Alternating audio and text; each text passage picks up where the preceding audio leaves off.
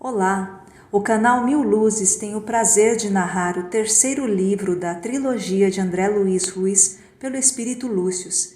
Este livro falará sobre o período de transição da Terra, que deixará de ser um planeta de provas e expiações e por isso não poderá mais abrigar espíritos que não desejem o crescimento espiritual. No capítulo 37, Meire, que é médium frequentadora da Casa Espírita de Jurandir, vai em busca de tirar a carga pesada que foi o seu dia.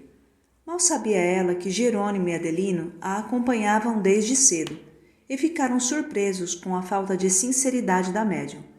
As lições e leituras daquela noite falariam sobre a caridade e sobre como seriam recebidos por Deus todos aqueles que a praticassem com amor e despreendimento. Infelizmente, ainda não era o caso de Meire. Lembre-se de deixar o seu like e se inscreva no canal. A cerimônia já se encaminhava para o final e no grande ambiente da catedral em reformas, as pessoas se acotovelavam entre andaimes e escadas. Acostumados ao comparecimento semanal e rotineiro, cada um seguia os rituais repetindo as frases constantes do folheto orientador do culto daquele dia. Jerônimo e Adelino, atendendo às exortações de Bezerra, lá estavam para os estudos ligados à caridade. Haviam escolhido começar por um templo religioso de orientação católica, porquanto, certamente, no ambiente da fé, encontrariam as referências à virtude em foco, para que a apreciassem em profundidade.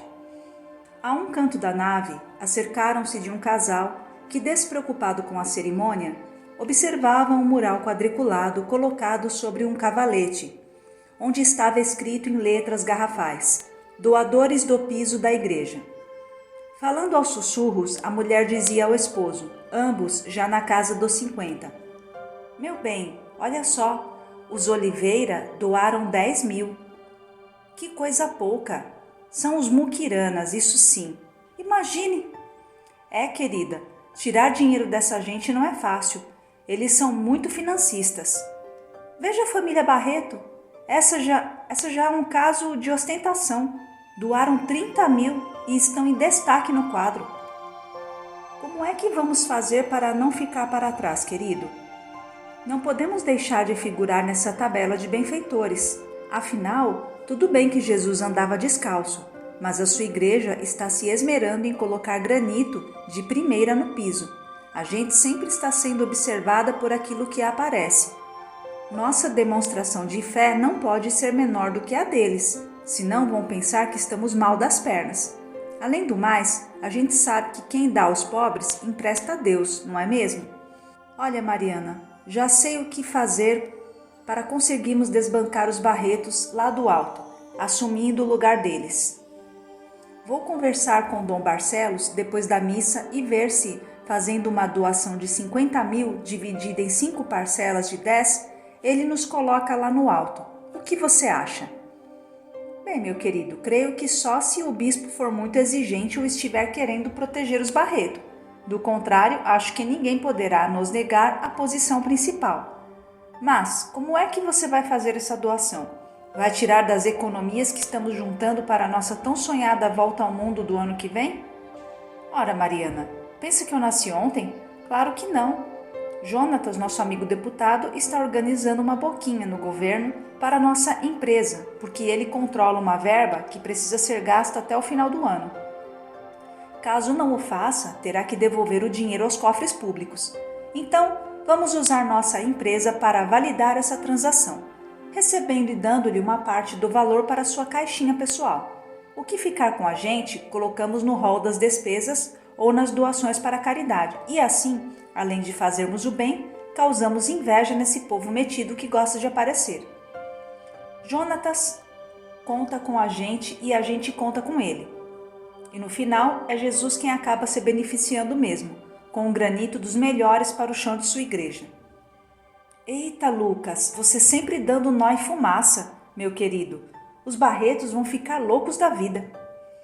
E a conversa seguia por outros comentários pouco elevados, enquanto a cerimônia chegava ao final, com a despedida dos presentes e o casal Ribas dirigindo-se ao gabinete do bispo Barcelos. Aquele mesmo conselheiro de Alceu, para os entendimentos necessários à organização do tão generoso ato de caridade. No dia seguinte, o nome da família Ribas estava no topo da lista, estimulando a corrida para a demonstração de grandezas e vaidades, orgulhos sociais e competições mesquinhas, sob o título de caridade. O próprio bispo conhecia as mazelas humanas e delas se valia, estimulando esse clima de disputa entre as vaidades para que, ao final, a catedral fosse a maior beneficiada. Da mesma forma, o bispo esperava que a indignação dos Barreto gerasse uma outra doação de mais alguns milhares de reais e, assim, conseguisse manter as luxuosas reformas da catedral, com o mármore e o granito em detrimento da fome dos infelizes.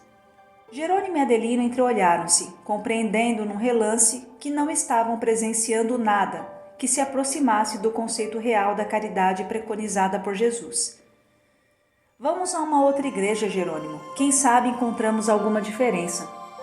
Elegeram então uma denominação protestante para avaliarem a natureza da caridade. Chegaram durante a pregação do pastor, entusiasmado e bem preparado, com a Bíblia na mão. Defendia com intransigência o pagamento do dízimo por parte dos fiéis. Se vocês não querem colaborar com Deus, com que cinismo vão continuar se aproveitando do oxigênio, do copo de água, das facilidades que a terra nos propicia? Não tem vergonha de receber de Deus todas essas coisas e de não deixar de ser egoísta? O dízimo é a única forma de demonstrarmos nossa gratidão ao Criador por tanto carinho para conosco. Já pensaram nos nossos pais e mães sacrificando-se durante toda a sua existência para que os filhos tivessem pão à mesa, roupa limpa, escola, remédio médico? E o que pensar se os próprios filhos lhe dessem as costas assim que se posicionassem na vida? Escalaram o mundo com os recursos que os pais lhes concederam e depois de terem vencido na vida se esquecem dos genitores, deixando-os à míngua? Que vergonha, meus irmãos! Quando você se recusa a entregar a Deus pelo menos a 10ª parte do que a bondade divina lhe permitiu ganhar, está usurpando do próprio Pai aquilo que Ele lhe está concedendo, demonstrando quão indiferente e egoísta você é. Então, não reclame caso a sorte mude de direção, caso as coisas ruins comecem a acontecer em sua vida. Se você ficar doente, se perder o trabalho, se não conseguir dinheiro para pagar as contas, como é que vai voltar até a casa do Pai para pedir uma ajuda se não se animou a ajudá-lo quando tudo ia bem? Então, os que não querem dar nada, não tem problema. Podem ficar com o dinheiro tão amado nos bolsos. Podem guardá-lo no egoísmo que Satanás soprou em seu coração.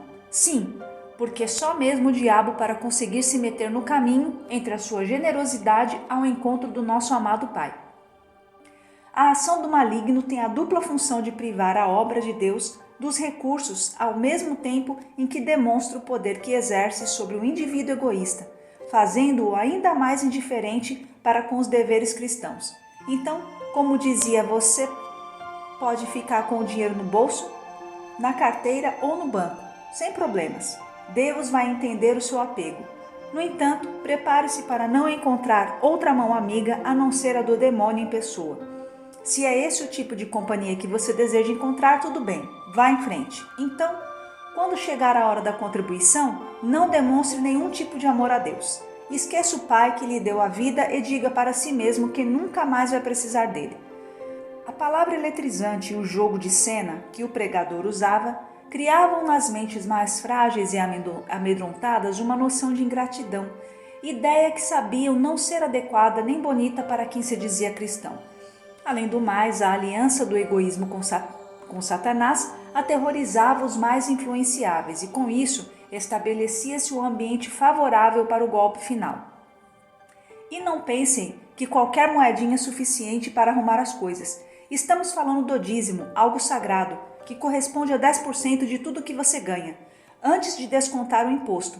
E se você não tem emprego, o dízimo deve ser contado sobre as coisas que são de sua propriedade, de forma que o seu sacrifício em cumprir com esse dever bíblico demonstrará maior confiança e maior submissão a Deus, agradando-o mais ainda. Afinal, não é a Deus que você está pedindo para conseguir um trabalho? Que maior bondade haverá no coração do Pai do que arrumar a vida do filho responsável e cumpridor de seus deveres, não é mesmo? Então não regateiem com Deus. Se você é amigo dele, ao invés de ser aliado de Satanás, lembre-se de que o Criador sabe quanto você ganha por mês, sabe quanto você tem guardado no banco, debaixo do colchão, dentro da caixa de sapato, no seu guarda-roupa, no bolso do seu casaco. Então não se façam de desentendidos. O dízimo é o sangue da igreja de Deus. A hora é agora. Vamos, demonstrem que vocês amam o Pai querido. Se não tem dinheiro, podem fazer cheques no valor correspondente. Caso não tenham cheques, podem sinalizar com o braço que nossos obreiros vão levar a máquina do cartão de crédito. Não importa de que forma será o pagamento. O que interessa é que vocês não deixem Deus falando sozinho. Vamos lá, aleluia, meu Pai, aleluia, aleluia, para que cada alma se erga no seu reino de bondade, na caridade do dízimo espontâneo, que todos sejam livres para cumprir os deveres que a Bíblia assinala. Vamos lá, meu povo de Deus, é agora, abram o coração, abrindo o bolso. E a multidão se revirava, cada qual procurando os recursos que possuía, demonstrando o medo de ser visto como um seguidor do diabo. Os que não tinham dinheiro diziam aos vizinhos que iriam vender a televisão para trazer os valores depois, justificando-se por não oferecerem nada diante dos olhares dos demais. Novamente Jerônimo e Adelino se entreolharam. Naquela avalanche de notas, moedas, cheques e cartões bancários, não havia a menor demonstração da caridade cristã, uma vez que toda a boa vontade dos fiéis estava canalizada pelo interesse em ficar rico no mundo, medo de Satanás ou pela consciência de culpa. Para conseguir cada um desses objetivos, surgia o dízimo que, segundo o pensamento dos crentes, representaria o seu amor a Deus ou deixaria bem claro que o doador não fazia parte do bando do capeta. Sob os olhares vigilantes e cúpidos dos membros da igreja, que recolhiam em sacos o dinheiro da coleta ao som das descontroladas aleluias gritadas pelo pastor a cada pacote que subia ao púlpito, uma música estridente e agitada completava a atmosfera de hipnose coletiva, estimuladora da prática de uma doação que, sob qualquer ponto de vista, não correspondia ao desprendimento sincero, ao doar-se nas coisas, ao desejar ajudar alguém ou a condoer-se com o sofrimento alheio. Meu amigo, neste culto também não encontraremos a expressão da verdadeira caridade. Vamos em busca de outra coisa? Despedindo-se do ambiente com uma oração sincera em favor de todos os iludidos fiéis, saíram dali escolhendo outro rumo para o aprendizado acerca da salvação pela caridade real. Vamos em busca dos nossos irmãos espíritas, que estão realizando um evento doutrinário onde certamente encontraremos algo que nos sirva para o entendimento da caridade a que se refere Jesus. Deslocaram-se para um centro de convenções no qual os espíritas se reuniam na discussão de temas relevantes para a melhoria da humanidade. O ambiente menos agitado do que os anteriores ajudava na criação de uma atmosfera favorável. No entanto, algo não ia bem, segundo a observação direta feita por Jerônimo e Adelino. Entre os participantes de rosto risonho e palavra amorosa, destilava-se a competição e as comparações depreciativas. A boca pequena, os comentários demonstravam o interesse de cada um na obtenção da hegemonia do auditório para sua exibição de vaidade. Puxa, a palestra do fulano foi a mais concorrida até agora, comentava um dos assistentes admirado. Também acabou ficando no salão principal? Isso é sempre uma vantagem. Queria saber como é que ele conseguiu essa façanha. Deve ser amigo dos organizadores. Que nada! Como tem muitos livros espíritas publicados, deve ter conseguido esse espaço privilegiado porque a venda de suas obras é muito vantajosa para a editora que financiou este encontro. É uma boa justificativa mesmo. Mais além, encontravam-se os organizadores com os editores e representantes de diversas instituições espíritas, a discutirem alguns problemas de organização. Eu entendo que não é possível agradar a todo mundo com o mesmo espaço na pauta dos eventos. No entanto, é um desrespeito fazer o fulano vir de tão longe para lhe darem somente 2 conferências no dia de hoje. Sabem vocês quanto custa a passagem de avião, a estadia, o transporte e a alimentação? Tudo isso às expensas da editora, reclamava um dos responsáveis pela manutenção daquele certame de cultura espírita a um dos membros da organização geral. Logo depois dele, outro vinha se queixando. A margem de lucro na venda dos livros está prejudicando o retorno de nosso investimento. Acreditamos que vocês precisariam rever essa questão. Afinal, sem nossa ajuda não haveria este evento. Além do mais, o doutor, médium consagrado e famoso, também está descontente por não ter recebido a atenção que esperava. Para sua conferência, não foram feitas as chamadas no quadro geral. Acha que a direção do Congresso está boicotando a sua participação e pediu que averiguássemos isso. Outro, ainda menos delicado e mais embrenhado nas lutas por vantagens, cobrava de um terceiro membro da junta organizadora. Você me prometeu que se eu conseguisse uma data na agenda do palestrante para que estivesse aqui, ele falaria no salão principal no horário nobre. Agora estou vendo o cartão de eventos e a palestra não está agendada para o salão, em horário nobre. Respondendo a tal questionamento, o aflito organizador tentava contemporizar. Sim, é verdade. No entanto, nós lhe concedemos 4 intervenções nas salas mais importantes depois do salão. Ele falará mais do que todos os outros. Mas isso não interessa. Ou você cumpre o prometido, ou então ele não vai ficar. Onde já se viu uma coisa dessas? Vocês estão pensando que nós somos crianças? Além do mais, nossa distribuidora de livros é das maiores do país. E não cooperaremos mais com a organização caso não se cumpra o que foi prometido. Enquanto isso corria pelos bastidores, nos palanques doutrinários, se falava da reforma íntima, do desinteresse, da caridade real, do não servir a dois senhores, da importância da compreensão nas relações sociais. Os membros da junta organizadora se multiplicavam para atender a todos os reclamos, ao mesmo tempo em que procuravam não ferir as suscetibilidades de tão caridosas criaturas, para que não sofressem prejuízos financeiros ou ruptura dos diversos acordos firmados para que o evento chegasse ao seu termo. Fora desses bastidores, as conversas entre os integrantes da equipe doutrinária ia acalorada. Mas o médium X está muito estrela. Está se deixando levar pela vaidade, o pobrezinho. Não está percebendo a obsessão que se aproxima pelo caminho da fascinação? É possível. No entanto, o caso dele não é o pior. E o escritor Y, que adora polemizar falando para todo mundo que Chico Xavier é a reencarnação de Allan Kardec. Ele deveria evitar essas discussões desnecessárias. Afinal de contas, isso não serve para nada, a não ser demonstrar seus próprios pontos de vista e gerar antagonismos. Por causa disso, não vale a pena a gente prestigiar a palestra dele, não. Vai pensar que está com tudo. Vamos dizer que temos um outro compromisso, porque certamente está esperando nos encontrar no auditório. E tanto eu quanto você não podemos deixar a nossa imagem ligada a dele.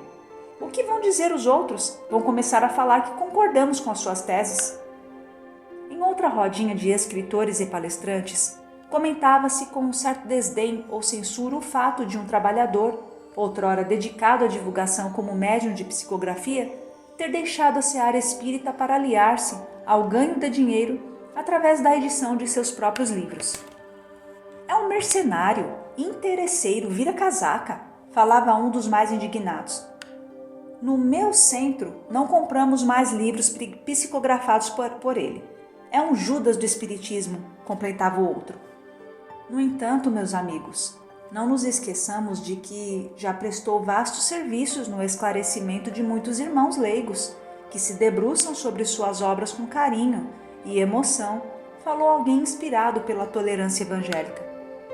Bem, por esse prisma não há como negar, é verdade mesmo. Respondeu o primeiro, um pouco envergonhado pelo comentário negativo, destoante dos objetivos fraternos daquele encontro. Jerônimo e Adelino, observando os meandros da alma humana, ali colocada em realce, na vitrine das vaidades, tinham dificuldade em encontrar nos participantes daquele conclave doutrinário as raízes verdadeiras de um desinteresse, de um desprendimento, de uma abnegação verdadeira. Esmero na apresentação pessoal, roupas bem talhadas, recursos avançados da tecnologia, beleza de fora contrastando com a feiura íntima, nas disputas de bastidores, nos protestos dos financiadores a exigirem privilégios, no interesse dos organizadores, em favorecer grupos ou representantes mais poderosos do movimento, além de se tentar, por baixo do pano, esvaziar em certos temas, dirigindo o interesse do público para outras atividades, tudo isso sorrateiramente. Palestrantes convidados, escritores famosos, divulgadores bem engajados junto à equipe organizadora contavam com favores especiais, sobretudo porque emprestavam a sua popularidade para atrair mais público. Tudo porque os organizadores desse evento queriam superar o sucesso do anterior, organizado por outro grupo espírita, nas competições impróprias ou nas comparações indevidas. Apesar dessas nódoas de bastidores, a maioria dos inscritos como participantes, ou público assistente, estava dotada de verdadeira vontade de aprender. Abertos para o contato com os líderes que admiravam, com aqueles que lhes serviam de referência doutrinária. Já nos membros da equipe organizadora e nos que estrelariam os eventos, prevaleciam os interesses políticos e de competição, que davam o tom dominante em muitos deles, desnaturando a pureza espiritual do certame e obliterando com as vaidades mundanas aquilo que fora projetado para ser um evento do espírito, no enaltecimento das virtudes da imortalidade e das qualidades verdadeiras da alma. Jerônimo e Adelino novamente se entreolharam, agora com uma decepção ainda maior, porque, esperando encontrar a verdadeira caridade no centro do evento promovido, em nome do Consolador prometido, não haviam conseguido identificá-la. Procuraram então avistar-se com a equipe espiritual encarregada daquele certame para conversarem sobre essa constatação. Assim que se apresentaram, foram acolhidos com carinho por um dos espíritos coordenadores, que, identificando-os como enviados de Bezerra, abraçou-os com renovado entusiasmo. A alegria do responsável espiritual era tão sincera que contagiou o ânimo dos decepcionados visitantes. Tomando a palavra, Jerônimo considerou: Bem, Salomão, estávamos tão tristes, mas tão grande a sua alegria que se transformou em fonte de ânimo para nós. Sim, Jerônimo, estamos muito felizes mesmo. Todos os responsáveis invisíveis por este acontecimento, elevamos nossas orações agradecendo a Jesus pelo trabalho do bem. Meio sem jeito, Jerônimo tocou o assunto. Deve ser difícil para vocês manterem um ânimo elevado no meio de tantas demonstrações de interesses mesquinhos, disputas mal disfarçadas, comparações da vaidade. Admiramos a nobreza de suas almas. Entendendo as referências do visitante, Salomão abraçou-os e respondeu: Sabem o que acontece, meus amigos? Nós estamos aqui em todas as realizações, ano após ano. E, para a informação de vocês, creio que este é o primeiro evento em que conseguimos uma razoável diminuição da interferência inferior. Com a autorização dos nossos superiores, instalamos em todas as entradas pelas quais os encarnados devem passar sistemas de filtragem que bloqueiam a ação das entidades obsessoras que, pelos diversos meios, se conectam com os participantes do movimento. Então, ficaram isolados fora daqui os fascinadores de médiuns, os obsessores da vaidade dos escritores e palestrantes, os fomentadores de distúrbio vibratório que costumeiramente penetravam nos outros eventos como membros da comitiva de cada participante.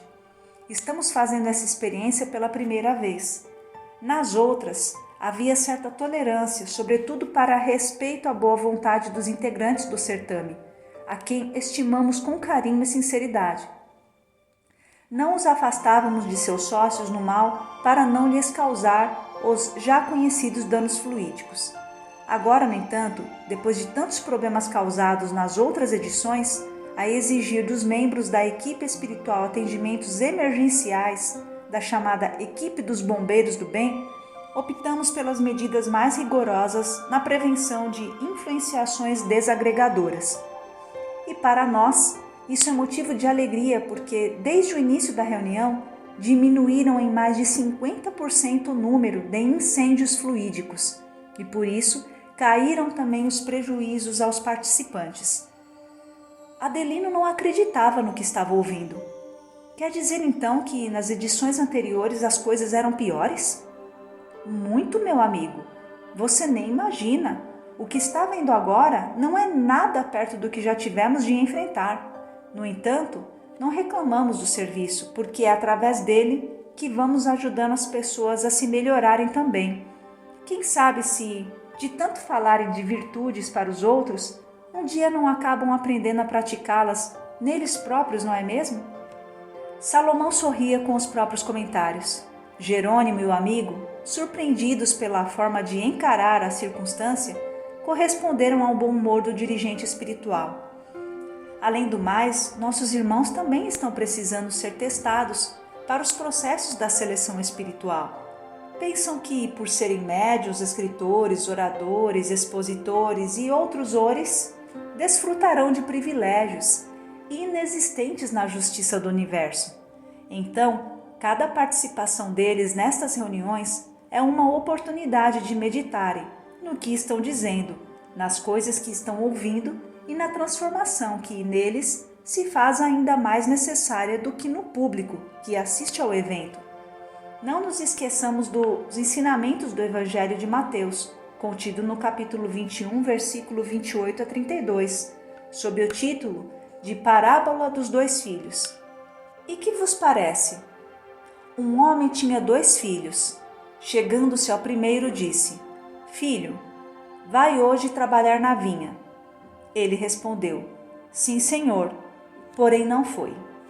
Dirigindo-se ao segundo filho, disse-lhe a mesma coisa. Mas este respondeu: Não quero. Depois, arrependido, foi. Qual dos 2 fez a vontade do pai? Disseram: O segundo. Declarou-lhes Jesus: Em verdade vos digo que publicanos e meretrizes vos precedem no reino de Deus. Porque João veio a vós outros no caminho da justiça, e não acreditastes nele, ao passo que publicanos e meretrizes creram. Vós, porém, mesmo vendo isto, não vos arrependestes, afinal, para acreditardes neles. Neste ambiente existem os 2 tipos de filhos. Há os que o Senhor convoca ao trabalho da vinha e pensam que se trata de falar bonito, de parecer boa coisa, de ser líder das ideias. Então respondem: Sim, Senhor, mas não querem realmente fazer o trabalho duro junto à terra inculta, no serviço braçal a serviço dos que sofrem. São os teóricos do bem. Por outro lado, também há os que são tidos pelos homens como grosseirões, incultos, rudes ou indiferentes às teses doutrinárias, mas que, ouvindo o chamamento do Pai, se arrependem do tempo gasto, pegam a ferramenta e vão ao canteiro para fazer-lhe a vontade. Encerrando o raciocínio, complementou: Então, meus irmãos, aqui estarão sendo testados para que seja verdadeira a parábola que diz: Em verdade vos digo que publicanos e meretrizes vos precedem no reino de Deus, exatamente porque estes, tendo escutado o chamamento do arrependei-vos, realizado por João Batista, junto ao Rio Jordão, assim procederam, acreditando na chegada do Messias e se transformando nos vícios e defeitos. No entanto, muitos dos que se julgam capacitados para batizar os outros, do alto de sua sapiência doutrinária e de sua arrogante ignorância, ainda estão sujos pelo pecado. Esta é a oportunidade de estes ingênuos acordarem para o chamamento ao verdadeiro trabalho, nos últimos momentos de seleção para a construção da nova humanidade. As tarefas, no entanto, pediam a presença de Salomão, que, desculpando-se, colocou os 2 enviados de Bezerra à vontade para que pudessem continuar aprendendo. Despediram-se. Foi então que Adelino comentou com um amigo: Olha, Jerônimo, e pensar que as coisas estão desse jeito só por conta dos próprios participantes, sem a ajuda de seus obsessores. Imagina como devia ser então, antes das medidas profiláticas. Foi então que os 2 escutaram uma voz inconfundível, que a eles se dirigia com amabilidade, dizendo: Pois então, meus queridos, já estão desacreditados da caridade que salva? Era Bezerra que se achegava de mansinho, sabendo de tudo o que acontecia em seus íntimos. Abraçaram-se uma vez mais, felizes pelo encontro inesperado. Bem, doutor, a coisa está difícil mesmo, falou Jerônimo. No entanto, não desistimos. Isso mesmo. Eu sei que tiveram experiências frustrantes, porque procuraram no seio das cerimônias e dos núcleos hierarquizados. Aconselho que voltem aos nossos irmãos católicos, evangélicos e espíritas, fora dos templos suntuosos ou dos certames de aparência. Verão como é rica a mensagem cristã da caridade no seio dos corações fiéis à verdade. Depois que fizerem isso, espero-os para o nosso encontro lá no centro. A palavra rápida do médico dos médicos parece que reavivou o ânimo dos dois estudantes da salvação, que, atendendo ao conselho experiente, voltaram ao estudo da lição, em busca agora da caridade que salva. Olá, amigos! Este é o capítulo 38 do livro Herdeiros do Novo Mundo. Continuem conosco nesta aventura. Até breve!